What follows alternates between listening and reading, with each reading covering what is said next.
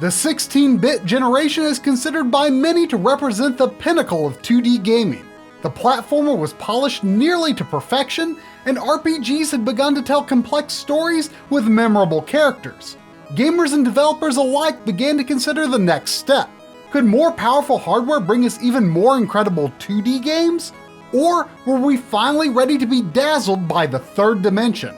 In the early 1990s, it was obvious that disk-based technology and 32-bit processing had a lot to offer for the future of home console gaming. Sega famously expanded the power of the Genesis with a number of stopgap upgrades, but Sega brought both CDs and 32-bit processing to the core of their new flagship console with the Sega Saturn. This is RGB209, all about the Sega Saturn and getting the best picture from it.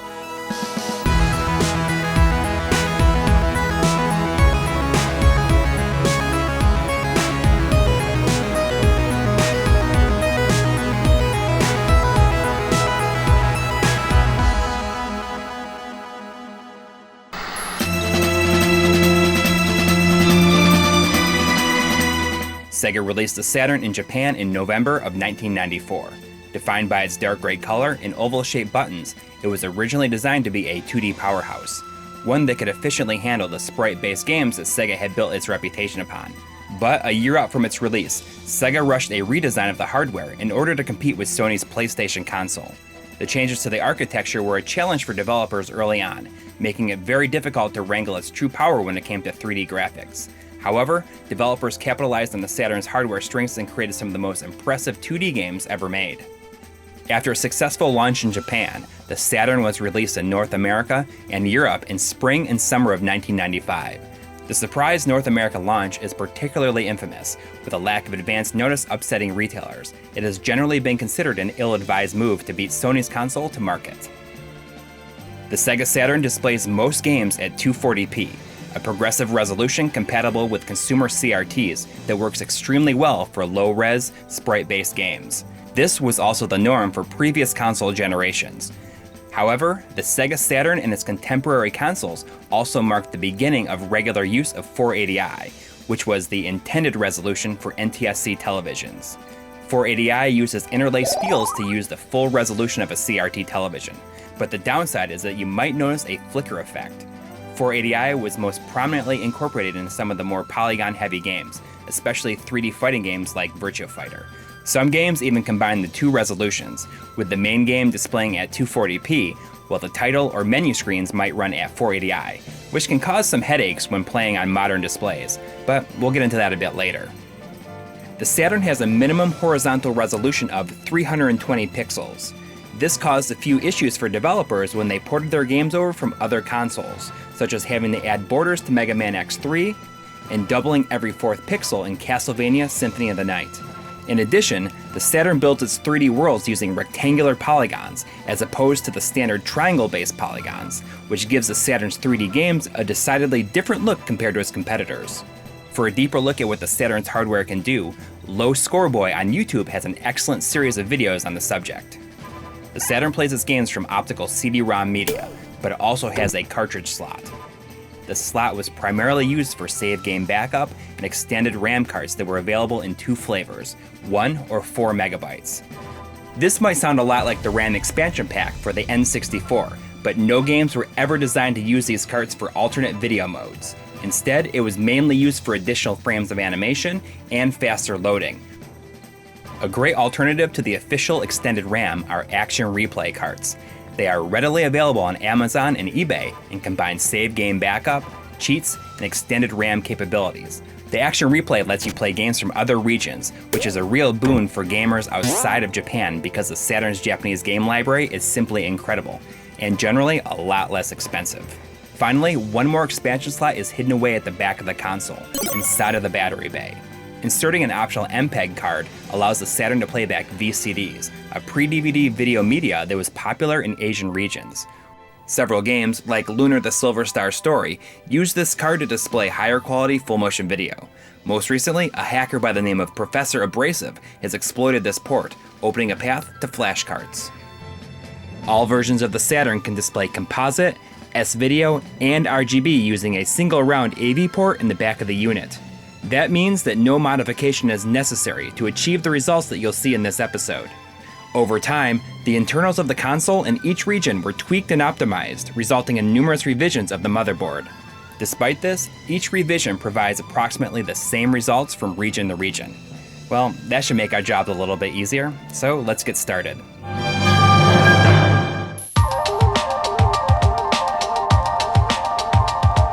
While the Saturn's internals might be a bit complex and over-designed, Sega certainly didn't cut any corners in terms of the system's video output. Let's start with the infamous yellow wire, composite video. Sega's earlier consoles have the unfortunate distinction of outputting some of the absolute worst composite video of any console, but thankfully the Saturn does not exhibit the same issues that hinder composite quality on the Master System or Genesis, and presents well, pretty nice looking composite signal. Sure, the telltale rainbowing and dot crawl are present, but hey, what do you expect? It's composite. It's just about the best results you could hope for given the signal's limitations. Compared to the Genesis composite, it's a huge improvement. By the mid-90s, S-Video was becoming a more common feature on CRT televisions, so it makes sense that Sega saw fit to include it for the first time on one of their home consoles. By separating the chroma and luma signals, S-Video provides a significantly cleaner image compared to composite. In fact, I like to think that composite to S-Video is the single biggest jump in quality in the entire video realm. And Sega nailed it. The Saturn's S-Video is superb. But you know, considering the Saturn's composite signal isn't as bad as it could be, the jump to S-Video may not seem as huge as it is for other consoles. If you're in North America and have a nice consumer CRT or older HD TV, then chances are that this is the simplest way you can get a great image out of your Saturn without dealing with upscalers or RGB to component converters. But before we get to that, it's time for a little PSA. Greetings, Clint from LGR here with an important notice. Did you know that the Sega Saturn's AV port schematics online have been incorrect for years? I sure didn't. I cannot believe it. Now, it's nothing too serious, but it is annoying. The left and right audio pins are reversed, which means if you have a third-party AV cable for your Saturn, there's a good chance you have this problem. Oh no! But it also means that the solution is really simple. Just plug your audio into the opposite inputs and you're good to go. Nice! Hooray for the Saturn.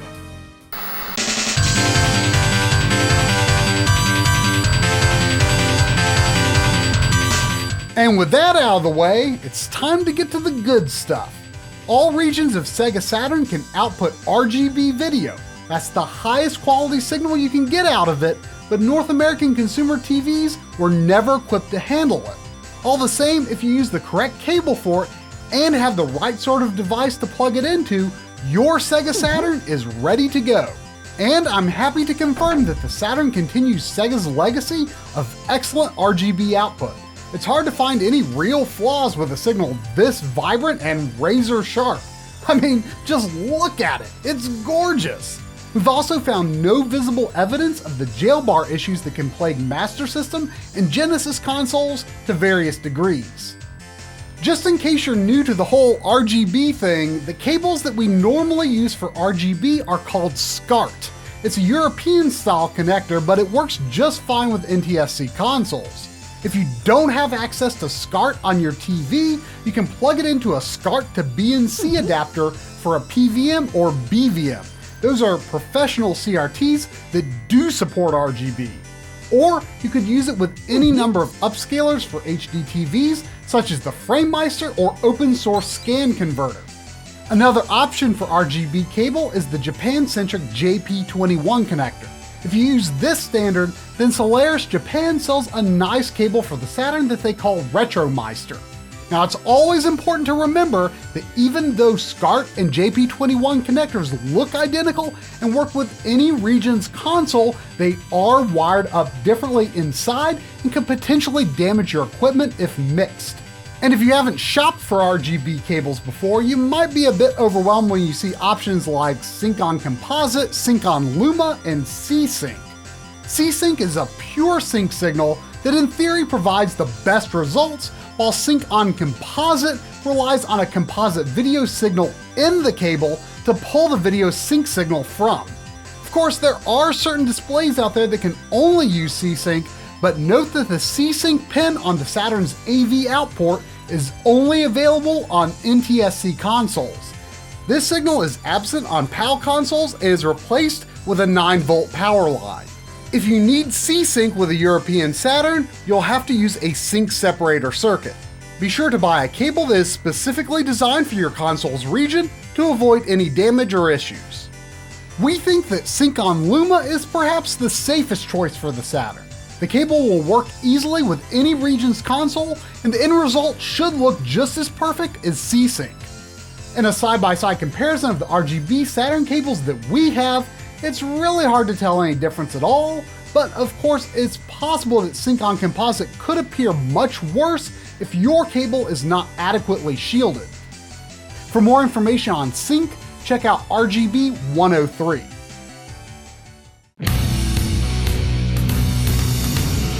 Earlier in the video, Coury mentioned how the Saturn outputs 240p most of the time, but on occasion it will also use 480i. And sometimes it will use both resolutions within the same game. The switch is seamless on CRT televisions, but if you're relying on HDTV or external upscaler, well, they may not take so kindly to it. Different upscalers or digital TVs might handle this switch faster than others, but you can expect a delay of several seconds while waiting for the image to come back on screen. The resolution switch issue is not exclusive to the Saturn. A few 240p PlayStation games have 480i menus, and the N64 also dabbles inconsistently with 480i in some cases. With the Saturn, however, there are several situations where sync drops occur in a more unusual manner. For instance, some games such as Die Hard Arcade have some sort of disruption in video output whenever the game fades to black. Unless you're playing on a CRT, you're likely to miss crucial seconds at the start of every single scene. If you're using a Framemeister, this can be especially troublesome since it takes a bit longer to resync.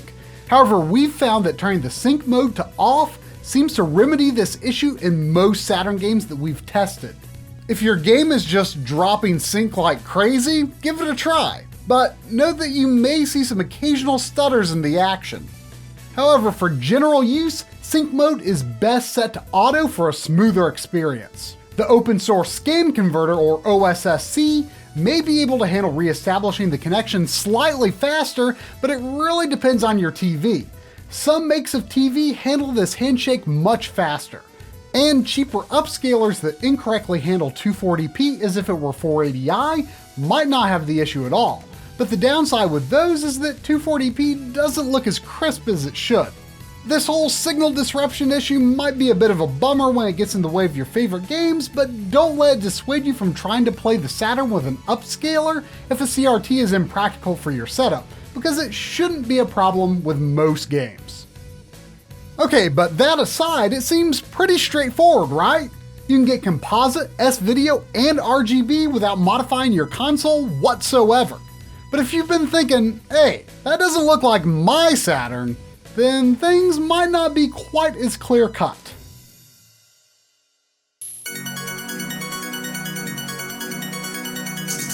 Two years after launch, the Saturn underwent a minor redesign in all territories that changed the cosmetics of the outer shell while optimizing the internals, usually denoted by its round power and reset buttons and lack of an access LED. This version of the Saturn is generally referred to as the Model 2. In Europe, the power, eject, and reset buttons were colored a light gray. Straight to the point, the quality of RGB and other video outputs is fairly consistent across all the Model 1 and Model 2s that we tested, although some might appear slightly brighter than others. But that could be due to any number of reasons, not necessarily because of the design of the console. Of course, we aren't able to test every single motherboard revision from every region, but we have no reason to believe that they would provide any meaningful difference. With the right cable, any Saturn is ready to provide reference quality RGB. But that's not to say that there is perfect parity in every facet between models. There's been a bit of discussion online about issues with Model 2 consoles when using RGB cables equipped with C-Sync. Because of the sync signal in most C-Sync cables sold online haven't been properly interfaced, various issues can manifest in different consoles. Bob from RetroRGB.com reported a weird color banding when using C-Sync on some Model 2 Saturns, an issue that has plagued his tests for years. Unfortunately, we could not recreate these issues in testing of multiple Model 2s. It's recently been discovered that this issue can be remedied by adding a specific capacitor and resistor to the internals of the SCART cable, bringing the sync signal down to proper levels without affecting the internal operation of the Saturn itself. Making this tweak to the cable fixed Bob's color banding issues. We've checked with both major SCART cable sellers, Retro Console Accessories in the US and Retro Gaming Cables in the UK, and they have informed us that they have already implemented the correct capacitor and resistor in their newest designs for Saturn C-Sync cables. This fix is also the correct configuration for a Model 1 Saturn, although we've never heard of any similar issues cropping up with that version of the hardware in the first place. But you know, if you'd just rather not have to even think about any of this C-Sync stuff, we recommend simply going with a Sync-on-Luma cable. It's what I personally prefer to use. It'll work with any Saturn console, and you shouldn't see any quality difference at all. For those of you that might prefer a component option, HD Retrovision, the creators of those plug-and-play RGB to YPB PR cables for the Sega Genesis and Super Nintendo have you covered. By using this simple dongle that they developed, you can easily adapt your Genesis component cables for use with your Model 1 or Model 2 Saturn. The dongle has been designed in such a way that it expects the brightness switch to be turned on, otherwise it's far too dark. The HD Retrovision cables look absolutely great upscaled through the Framemeister and OSSC, providing nearly identical results to the RGB. The only difference is that the YPB PR signals may require a bit of manual adjustment on your upscaler or TV to match the RGB color levels. Because this adapter uses Luma for sync, it will work on any Saturn console from any region. These cables also do wonders if you want to forego all that upscaler business and just plug them directly into your HD TV. Results may vary. The 240p progressive signal is not handled quite perfectly by most HD TVs, but regardless, the image is going to look worlds better than it would with composite. It should be noted that there were a number of minor tweaks to the cable since the first batch shipped. As far as we can tell, these changes have absolutely no effect on image quality. For more information on what exactly these changes were, check out HD Retrovision's website. If you have trouble getting your hands on a set of these cables, you can also use a SCART to component transcoder to achieve similar results. Just make sure that your cabling on both the SCART and component ends are of decent quality.